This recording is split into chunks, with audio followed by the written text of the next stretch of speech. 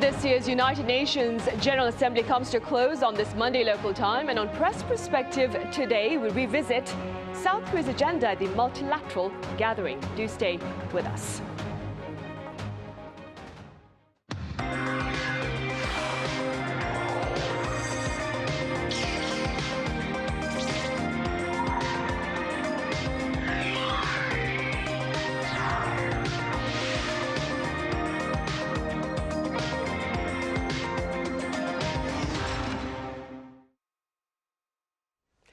Hello, hope your work week is off to a good start. It's Monday, September 29th here in Seoul. I'm Min Sunhee.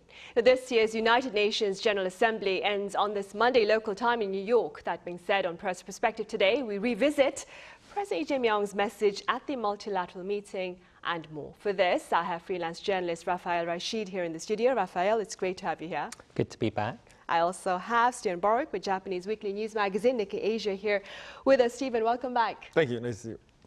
Raphael, we shall start with you. So let's begin then with the gist of President Lee Jae-myung's 20-minute speech, I believe, at the 80th session of the UN General Assembly. And what were some of your takeaways? Sure.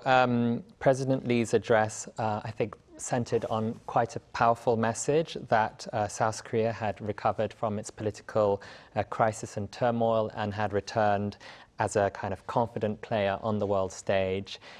This, of course, was his first time speaking at the General Assembly since taking office, and he framed the country's recent democratic restoration following the failed martial law, of course, last year, as proof of the UN's values that can prevail even in crisis. In this speech, 20-minute speech, there were several components. Lee introduced this END initiative, the END initiative for the Korean Peninsula, standing for exchange, normalization, and denuclearization. So I think that was the biggie. He outlined three foundational principles: that Seoul respects North Korea's system, that they won't pursue unification by absorption, and that South Korea has no intention to carry out any hostile acts. On denuclearization specifically, he did say, he called it kind of a realistic and rational phased approach, acknowledging that this might not be able to happen overnight or anytime quickly. Beyond Korea-specific issues, Lee positioned his country as a model for democratic resilience. He referenced novelist Han Gang's Nobel Prize and described how Koreans basically resolved their constitutional crisis with this colorful light sticks rather than violence, calling the movement something that kind of demonstrated the brilliant achievement of the United Nations spirit. So basically maybe something that other countries can aspire to or look up to. And he also emphasized Korea's role as an emerging country in terms of technologies, promising to be a champion for all in terms of AI. I think he used the word AI for all, and also emphasized that this would be part of his messaging at the upcoming APEC summit in Gyeongju.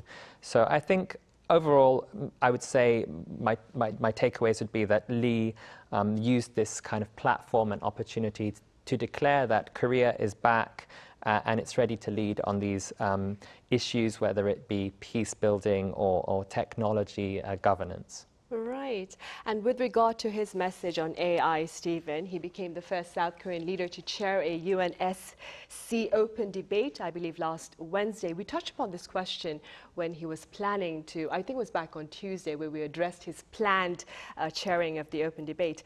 Again, with regard to that particular event, what was the message that he sought to share, and what were your takeaways?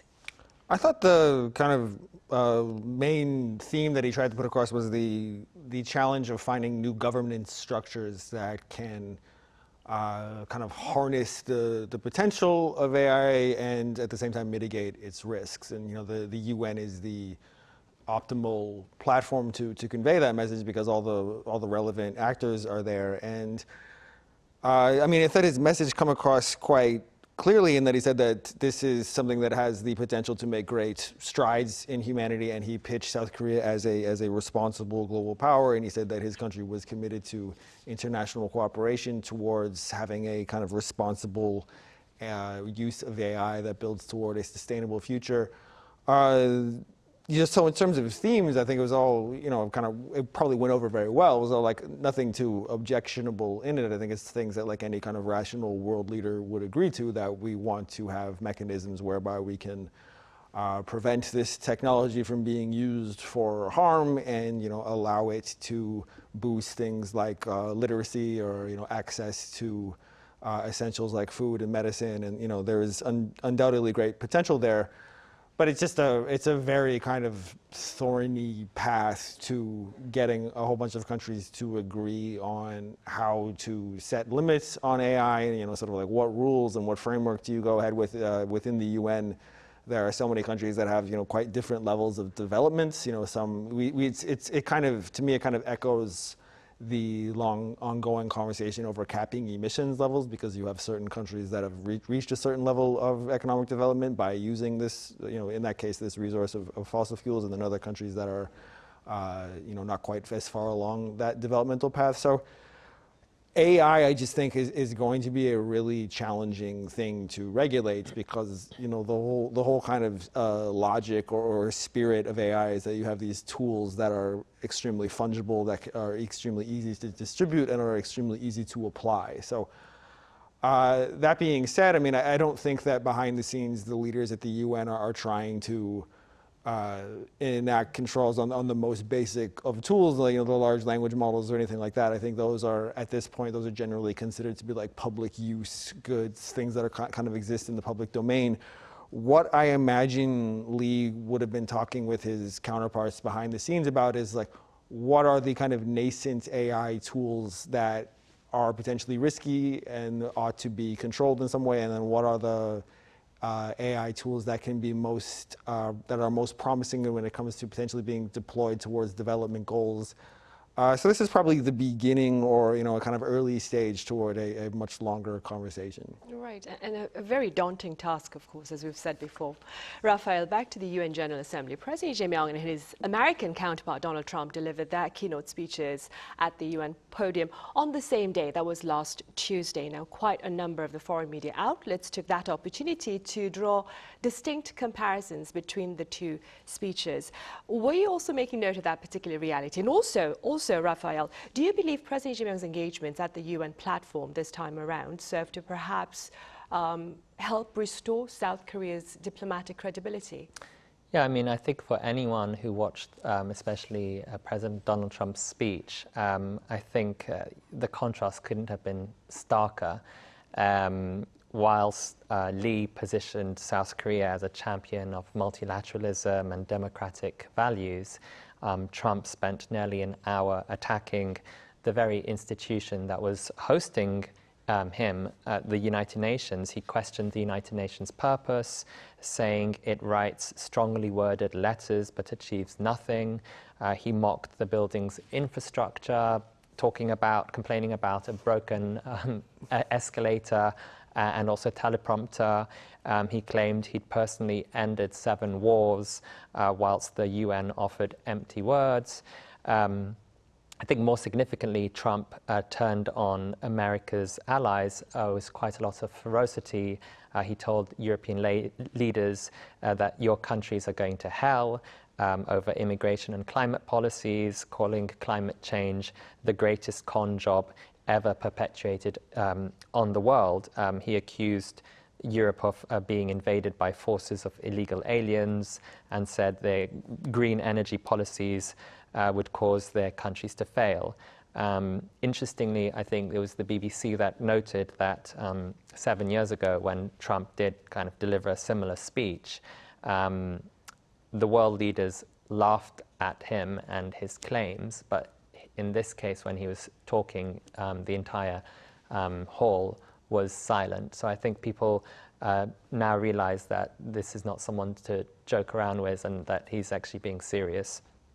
I think Lee, by contrast, offered a vision of a cooperative multilateralism, pledging Korea's support for UN reform, peacekeeping missions, and collective action when it comes to AI, as Steven pointed out.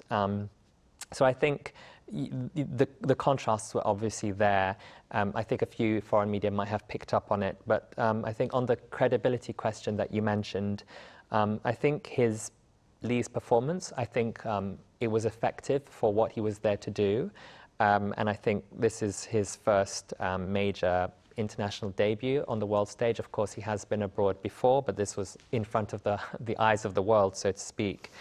And I think he was successful in reframing, again, the turmoil, the martial law, overcoming those difficulties as evidence of democratic strength rather than instability.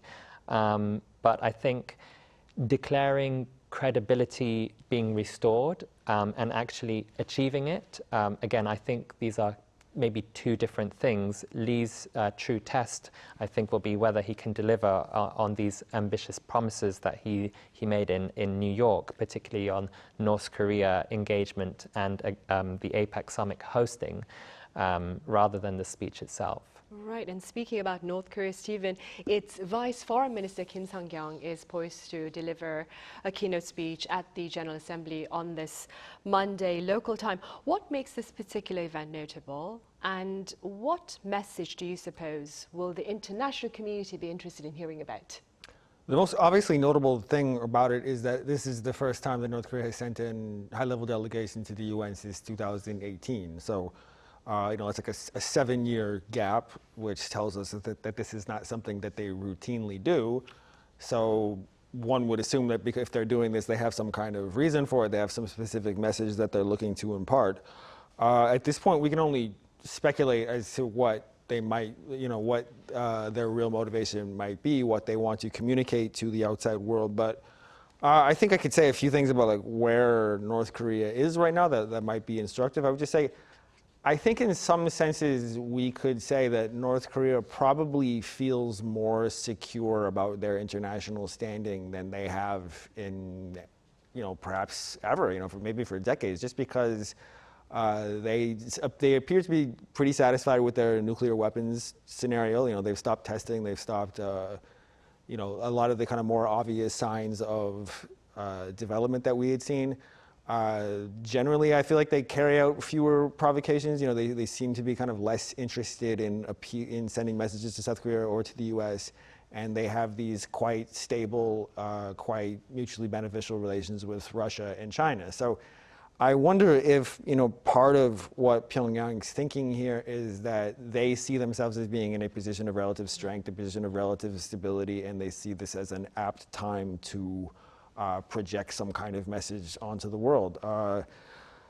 Just going along with the theme of North Korea feeling secure, I mean, South Korean President Lee mentioned this recently when he said that in comments that I thought were really interesting and that didn't get a whole lot of international play, but I thought were quite significant, where Lee said that he felt that North Korea had enough nuclear weapons to the point where their regime could feel secure. The North Korea regime has typically presented its pursuit of nuclear weapons as a kind of security guarantee. They have said that they need these weapons to protect them from outside invaders, to maintain the integrity of their socialist system and all the rest. So I thought it was interesting that a South Korean president was implicitly, albeit, but was kind of acknowledging a need for security. And I thought Lee, as a longtime member of the progressive camp who was very interested in dialogue from North Korea, I thought that was a kind of clever way of perhaps coaxing North Korea into maybe wanting to have dialogue, where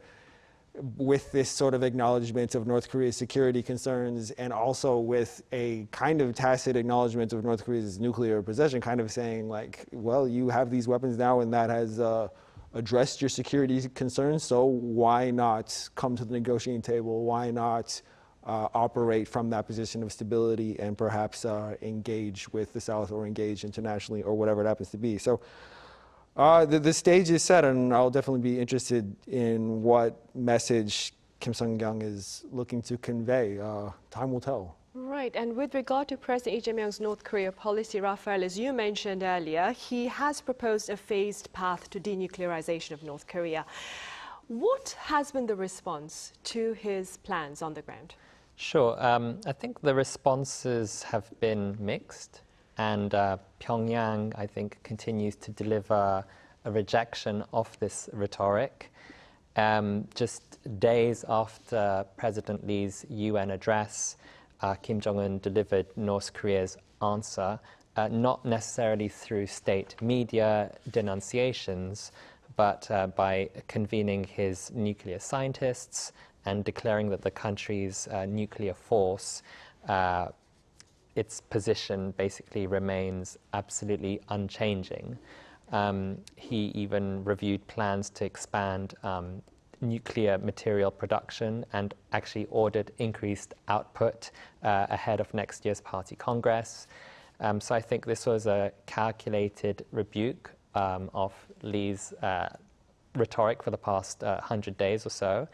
Lest we forget that just a month ago as well, Lee had outlined some almost a similar proposal at a Washington think tank, and North Korean state media issued its harsh commentary saying that this three-stage denuclearization plan is a vain delusion, a naive dream trying to catch clouds floating in the sky. So I think North Korea hasn't necessarily changed whatsoever. The United States, meanwhile, hasn't budged from its traditional stance. The State Department confirmed that complete denuclearization of North Korea remains official policy. And then we saw this repeated again through the trilateral statement issued with Japan and South Korea in New York just the other day that similarly reaffirmed the resolute commitment to the complete denuclearization of North Korea in accordance with United Nations Security Council resolutions. However, I think President Lee himself seems prepared maybe to accept another reality, perhaps accept less than complete denuclearization in practice. There was an interview with the BBC the other day where he said that Seoul would agree to a Trump-Kim deal that simply freezes North Korea's nuclear production rather than eliminating it, calling this interim emergency measure. So I think this, I guess it suggests a pragmatic gap between Lee's public rhetoric and his actual negotiating when it comes to red lines. Right. Beyond the president's North Korea policy, Steven, he's also poised to host Japanese Prime Minister Shigeru Ishiba in the port city of Busan tomorrow, that is Tuesday, September 30th. What has been shared about this upcoming summit and its significance? Well, first, thank you for reminding me that I have an early departure to Busan tomorrow morning. Right. need to cover those talks. Need to pack and get ready. Just earlier today, National Security Advisor Lee Sung-lak gave a briefing where he discussed some of the themes of this meeting, and he said that, so just for anyone who is not aware, Ishiba will leave office soon. He has resigned, and his ruling Liberal Democratic Party will hold a vote, I believe it's this weekend, to select his replacement. So he is not really in a position to negotiate anything that's like super binding, but Lee visited Tokyo for a summit in late August in what was Lee's first trip overseas for a bilateral summit. It was quite, to some observers, myself included, it was quite a surprising choice for Lee, who has a kind of history of not being super in favor of engagement with Japan. So National Security Advisor, we said this earlier today, that the significance of this summit is that it amounts to a restoration of what they like to call shuttle diplomacy, of the practice of having the leaders of the two countries go back and forth on a regular basis and maintain open lines of communication. We said that at that previous summit in August, the two sides had agreed that artificial intelligence, hydrogen, and strategies to revitalize provincial areas were areas of shared concern and a possible fertile ground for cooperation. Both countries face a lot of the same issues in terms of waning economic growth and aging populations and all the rest. And so I think at tomorrow's gathering in Busan, they will be looking to find some more practical measures for how they can move forward in those areas. It's also interesting, I think we also said that this will be the first time since, I think, 2004 that a Japanese prime minister has traveled to South Korea and held a summit in a city outside of Seoul. And that Lee's thinking on that matter was it was a kind of a meaningful gesture to hold the summit in Busan because they will be discussing the vitalization of non-capital areas. Both countries are dominated by one massive, in the case of Korea, Seoul, and in Japan's case, Tokyo. So this will be welcome for the people of Busan, I'm sure. The Prime Minister will be traveling with a delegation, and it'll bring some economic activity to the city and kind of raise the city's profile. So I'll be on the ground there looking. All right, good to know, good to know. Raphael, as Steven just said, a new Japanese Prime Minister will be named in early October. That being said, what are your prospects with regard to bilateral ties going forward? I think this kind of succession battle that is ongoing in Japan right now is going to be a contest between moderates and the right wing of the Liberal Democratic Party in Japan. And I think Seoul is maybe nervously watching what is happening. Maybe I could skip to the conclusion first. I think President Lee has addressed this directly just the other day, saying that he expects to maintain the two-track approach, dealing separately with historical issues while also pursuing future-oriented cooperation regardless of who becomes Prime Minister. And I think this government has made it clear that they will cooperate with whoever comes in power, maintaining, again, this pragmatic diplomacy approach. If we look at the main contenders, we have Sanae Takaichi, who is a conservative, who is also close to the late Shinzo Abe, and we also have Shinjiro Koizumi, who is the son of the former Prime Minister. And then we also have two former foreign ministers also running in the mix. But I think this, the concern is for Takaichi, who is a figure causing a bit of concern for Seoul, I believe, who's been visiting the Yasukuni Shrine and represents what some Korean observers call a revisionist wing of historical issues. Then we have Koizumi, who is increasingly seen as potentially the front runner, who would maybe be more likely to be more favorable towards bilateral ties. And in announcing their candidacy, Koizumi said that that South Korea was an important neighboring country and pledged to continue this shuttle diplomacy that we've been talking about on this program. And I think his parliamentary district also has a large Korean-Japanese population, which maybe gives him some kind of practical reasons to prioritize this kind of relationship. But again, I think this government will be nervous, but still won't be undeterred and will maintain relations regardless of who becomes the next Prime Minister. All right. And on that cautious note of optimism, we'll end today's talk. Raphael, as always, thank you so much for your time and your thoughts. Thank you. Steven, good luck with your coverage tomorrow in Busan, and thank you for your time today. Thank you. Right, on that note, we end Monday's edition of Press Perspective. As always, thank you for watching. Be sure to join us again, same time tomorrow.